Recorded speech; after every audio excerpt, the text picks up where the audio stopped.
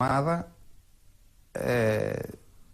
αυτό που της χρειαζόταν, δηλαδή με τα λόγια του και τη συμπεριφορά του και τον τρόπο του παιχνιδιού του, εμψύχωνε την ομάδα, ανέβασε την ψυχολογία της και μας έκανε να κοιτάξουμε τις άλλες ομάδες στα μάτια. Μπορώ να πω ότι βοήθησα πάρα πολύ στα παιδιά για να κάνουμε αυτή την ομάδα, η οποία δεν ήταν οι superstar ποδοσφαιριστές, οι επώνυμοι μεν, αλλά ήταν μία οικογένεια είχαμε κάνει και πραγματικά ήταν και ο τίτλος που πήρε πρώτη φορά ο Άρης, ας πούμε, το κύπελλο Ελλάδος, την εποχή που ήμουνα και εγώ στον Άρη. Από τα ξημερώματα οι Θεσσαλονικείς είχαν πιάσει θέσεις στο Καφταντζόγλιο στάδιο Θεσσαλονίκης για να παρακολουθήσουν το μεγάλο αγώνα. Τη συνάντηση του Άρεος με τον ΠΑΟΚ για το κύπελλο Ελλάδος. Μπορεί να μην είχε στην διάθεσή του τον άδικα τιμωρημένο Λουκανίδη, όμως ο αρχιτέκτονας του Άρη, coach Μίλοβαν Τσίριτς, οδηγεί το σύλλογο στην μεγαλύτερη στιγμή της νεότερης ιστορίας του. Και όμως δεν έπαιξα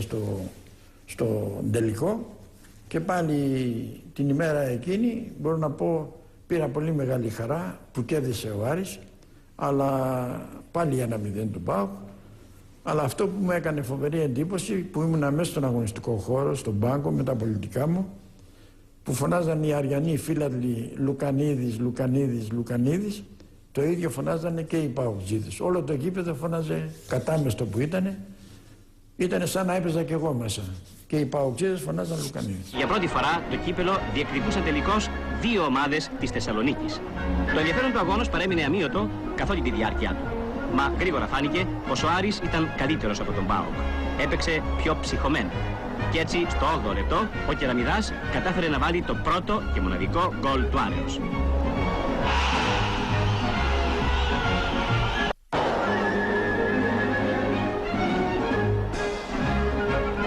Ο ΠΑΟΚ δεν μπόρεσε να ισοφαρίσει, πρώτη κέρδισε πέναλτι του Κηπητικιάου.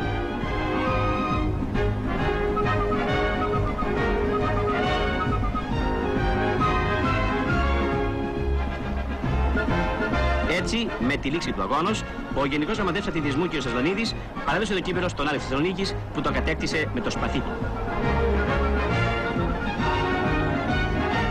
Ο τίτλος αυτός ήταν μεγάλος, θα έλεγα τεράστιος, διότι είμαστε οι πρώτοι, οι σκαπανείς, που σπάσαμε το κατεστημένο του ΠΟΚ, που θεωρεί το ταμπού, απαγορευμένο, να το σκέπτεσαι ότι μπορείς να πάρεις κύπελλο. Ότι ένα δικό τους κεκτημένο να πας να το αρπάξεις. Διότι εμείς αποκλείσαμε Ολυμπιακό και Παναθηναϊκό. Δεν παίξαμε με μικρές ομάδες, με τον πρωταθλητή τη χρονιά εκείνη Παναθηναϊκό και τον δεύτερο Ολυμπιακό. Και πήραμε, ήταν μεγάλη επιτυχία. Έπρεπε να πάρει ένα πρωτάθλημα, το δικαιούτανε ο Άρης. Όπως πήρε το κύπελλο που το δικαιούτανε, έπρεπε να πάρει και ένα πρωτάθλημα. Εγώ είχα μια συμπάθεια στον Αλέκο τον Αλεξιάδη, ο οποίος ήταν ένα παλικάρι, το οποίο για μένα το θεωρώ ανίκητο στο ψηλό παιχνίδι τότε, την εποχή εκείνη, ο οποίος με τον τρόπο του παιχνιδιού που έπαιζε μας εμψύχωνε και εμάς όλους. Εμένα τουλάχιστον με εμψύχωνε. Τον έβλεπα να παλεύει μέσα με τα θηρία εκεί πέρα, τα center back και να κερδίζει κεφαλιές. Θυμάμαι ένα γκολ που είχε βάλει τότε σε ένα ντέρμπι με τον ΠΑΟΚ. Μέσα από τα πόδια του Φουντουκίδη, ένα θηρίο ήταν, πήρε την κεφαλιά και έβαλε απίστευτο γκολ. Αυτά εδώ πέρα το θυμάμαι ακόμα και λέω πώς είναι δυνατόν να μπαίνουν τέτοια γκολ. Δεν έχω δει. Πραγματικά τέτοιο γκολ δεν έχω ξαναδεί. Να πέσει κεφαλιά στα πόδια του άλλου, του θηρίου αυτού του Φουντουκίδη και να βάλει την μπάλα στα δίχτυα. Αυτό είναι στο Χαριλάο μέσα είναι. 2-0 ήταν το μάτς. 1-0 κερδίζαμε και έγινε μια φάση εκεί που μας πίεζε ο ΠΑΟΚ για να ισοφαρίσει. Έγινε μια αντεπίθεση, ξέρω εγώ, βγήκε από δεξιά ο Κωνσταντινίδης. Με τον Κωνσταντινίδη συνδυαζόμουν πάρα πολύ, διότι είπαμε αυτός έπαιζε έξω δεξιά, εγώ έξω αριστερά, αλλά μετά εγώ πέρασα σέντρεφορ, ο Κωνσταντινίδης έπαιζε στη θέση του. Και ήξερε που με έκανε συνέχεια τις μπαλιές. Και μου κάνει μια μπαλιά, τον είπα ψηλά εγώ, και αυτή ήρθε εδώ κάτω να πούμε. Πάει ένας ποδοσφαιριστής του ΠΑΟΚ να αποκρούσει, αλλά δεν πρόλαβε. Εγώ είχα φύγει και έκανα ένα ψαράκι που γδάρθηκα κιόλα. Εδώ έχει σημάδι, έχω και σημάδι εδώ. Γδάρθηκα κιόλα. Τώρα το χώμα είχε χώμα ακόμη τώρα. Και την κάρφωσα την μπάλα και κερδίσαμε 2-0. Ένα γκολ που δεν παίρνουν, μόνο τρελή τα βάζουν αυτά τα γκολ. Τέτοιες αυτοθυσίες δηλαδή τώρα δεν μπορείς να τις δεις. Το 1972, ένα σημαδιακό ντέρμπι με τον ΠΑΟΚ αποδεικνύεται κομβική ιστορική στιγμή, αφού μέχρι τότε ο Άρης είχε 10 χρόνια να ιτηθεί σε ντέρμπι αιωνίων. Μέσα σε 3 μέρες, οι δύο σύλλογοι καλούνταν να συγκρουστούν σε μια διπλή μάχη για πρωτάθλημα και κύπελο. Οι δύο αναμετρήσεις σημαίνουν το ξαφνικό τέλος εκείνης της σπουδαίας ομάδας του Άρη και την ταυτόχρονη εκτόξευση του ΠΑΟΚ. Ήτανε τραγικό. Κυριακή παίζουμε πρωτάθλημα. Μας παίζει διαιτητής ο Ζλατάνος. Το 3-1 που έπρεπε να γίνει 7-1 το έκανε 3-3. Λέει ότι εσείς φταίτε. Πώς εμείς φταίμε? Όταν αφήνεις το Ματζουράκι και βάζει 2 γκολ offside. Εμείς σταματήσαμε όλοι. Πήρε την μπάλα μου και έβαλε γκολ. Και λέμε τι έγινε εδώ? Γκολ λέει στη σέντρα. Βρε αμάν, ζαμάν, τίποτα. Δεν πειράζει. Μας το έκαναν 3-3. Την Τετάρτη εμείς ήμασταν νευρικοί. Δηλαδή είχαμε εκνευριστεί από το αποτέλεσμα της Κυριακής, του πρωταθλήματος, και τώρα παίζουμε το κύπελο. Σε εκείνο το μάτς ξεκινήσαμε πάλι με 1-0 κέρδιζε ο ΠΑΟΚ, σοφαρίσαμε 1-1, το έκανε 2-1 ο ΠΑΟΚ. 1-2 μέσα στο Χαριλάου. Βάζω 1, βάζω 2, βάζω 3 γκολ. Τα κύρωσε και τα 3 τα γκολ. Βρίζαμε, φωνάζαμε, κάνανε αυτά, ξέρω εγώ, από εδώ, από εκεί. Και κάποια στιγμή γίνεται μια φάση το 78 και ακούμε ένα σφύριγμα. Πηδάει ο Αλεξιάδης με κάποιον αμυντικό, χάνει την μπάλα ο Αλεξιάδης από κάποιο σπρώξιμο και ο διαιτητής σφυρίζει φάουλ. Λέμε τώρα τι σφύριξα το πέναλτι, τη σφύριξε. Εμείς το δίσουμε κι άλλο σφύριξε. Του λένε μπροστά, τι σφύριξατε? Λέει φάουλ. Εις βάρος του Άρη. Ο Αλεξιάδης, ποιος έκανε το φάουλ? Λέει εσύ.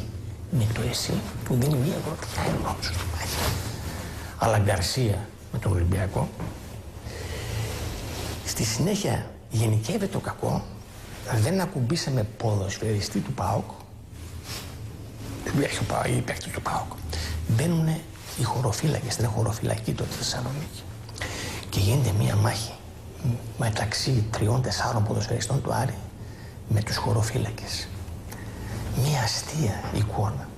Να βλέπει τα καπέλα να φεύγουν έτσι από τις γροθιές. Διακόπτει το αγώνας μετά από 10 λεπτά και εγώ σαν αρχηγός πάω του λέω κύριε Ζλαντάνε, κύριε Μίχα, συνεχίζουμε.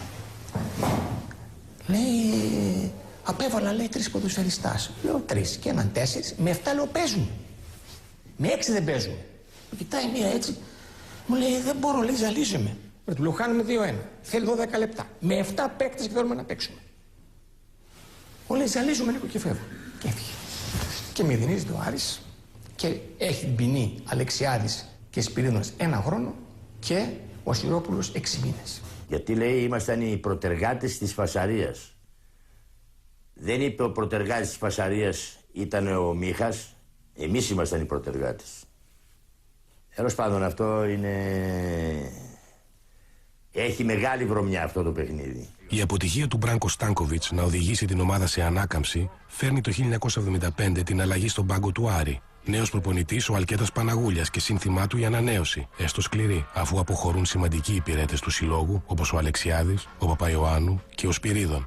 Ακόμα εντυπωσιακότερη είναι η πηγή των ταλέντων που θα αποτελούσαν τον κορμό ενός καινούριου σπουδαίου συνόλου, αφού ο Παναγούλιας αξιοποιεί αρκετούς Έλληνες ποδοσφαιριστές που επιστρέφουν μετά την πτώση της Χούντας από τις χώρες του Ανατολικού Μπλοκ. Τους παλιούς ποδοσφαιριστές όπως ήταν ο Αλεξιάδης, ο Σπυρίδων, ο Παπαϊωάννου, ο Κώστας, ο Ναλμπάντης και πολλοί άλλοι ποδοσφαιριστές. Εγώ πρόλαβα και τον Κουμαριά, τον Καπερνέκα, οι οποίοι είχαν έρθει από τον Ολυμπιακό. Για μένα τους άκουγα στο ραδιόφωνο. Ξαφνικά μπήκα μέσα στα αποδυτήρια του Άρη, τους γνώρισα από κοντά. Μου φερθήκαν, θα έλεγα, άψογα. Με την έννοια ότι ένιωθα ότι σε αυτούς τους ποδοσφαιριστές πρέπει να τους, και το έκανα κιόλας σε 1-2 περιπτώσεις, να τους καθαρίσω τα παπούτσια, να βάψουμε. Τότε μόνοι μας τα κάναμε αυτά εδώ. Που σημαίνει ότι για μένα ήταν οι δάσκαλοι για τη συνέχεια της καριέρας μου αυτή εδώ που έγινε. Η έλευσή μου στην Ελλάδα είναι το 1976, ήταν μετά την μεταπολίτευση. Οι γονείς μου ήταν πολιτικοί πρόσφυγες, φύγανε το 1949 με το παιδομάζωμα. Μεγάλωσα στη Ρουμανία και το 1974 με την αλλαγή της Χούντας νομίζω κάναμε τα χαρτιά σαν οικογένεια να γυρίσουμε στην πατρίδα. Μεγάλης βαθμολογικής σημασίας εκτός έδρας νίκη πέτυχε ο Άρης κερδίζοντας